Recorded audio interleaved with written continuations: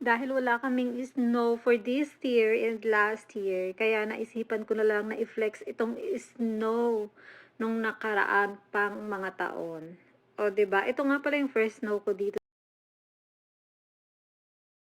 sa US, guys. Iniisip ko lang noon na sana maranasan ko rin ang snow, 'di ba? Dahil wala naman tayong snow diyan sa Pilipinas at 'yan na nga pinaranas naman sa akin ni Lord. O, 'di ba? Sobrang ganda ng snow, guys.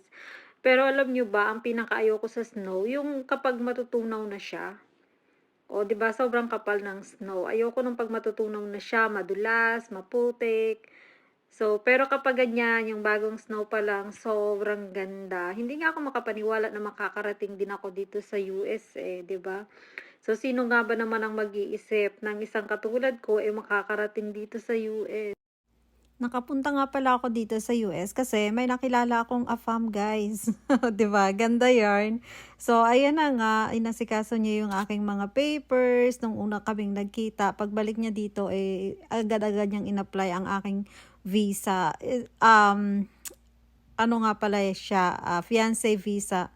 Isa nga pala yon sa madaling paraan para makapunta ka dito sa US, guys. At pagdating ko nga dito, ay nakilala ko pa siya ng gusto na napakabait pala niya. Yung kanyang pamilya is napakamabuting mga tao. So, sobrang sobrang happy ko nung makarating ako dito. At ayan na nga, ikinasal kami. Simpleng kasalan lang naman at sobrang masaya na malungkot kasi mag-isa lang ako nung kinasal ako. Naiyak tuloy ako.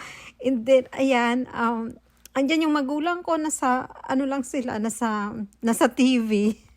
At dahil nga naiiyak na ako, tapusin na natin ang video na ito. See you next time, guys. Bye!